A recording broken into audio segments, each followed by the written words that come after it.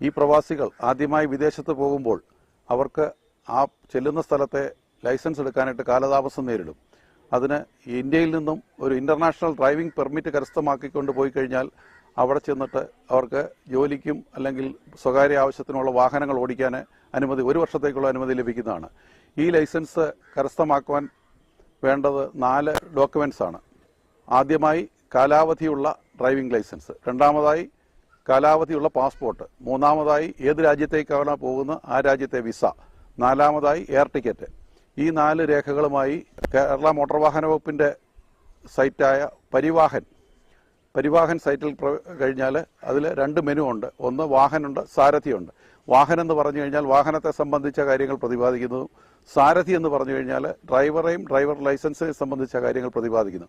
ഈ സാരഥിയിൽ കയറി കഴിഞ്ഞാൽ അപ്ലൈ ഓൺലൈൻ എന്ന മെനു തിരഞ്ഞെടുക്കുക. അതിൽ നിന്നും സർവീസസ് ഓൺ ഡ്രൈവിംഗ് ലൈസൻസ്, അതിൽ നിന്നും ഇന്റർനാഷണൽ ഡ്രൈവിംഗ് ലൈസൻസ് എന്ന ഓപ്ഷൻ തിരഞ്ഞെടുത്ത് ലൈസൻസ്, പാസ്പോർട്ട്, വിസ എന്നിവ അപ്ലോഡ് ചെയ്ത് ഫീസ് അടച്ച് അപേക്ഷയുടെ പ്രിന്റ് എടുക്കുക.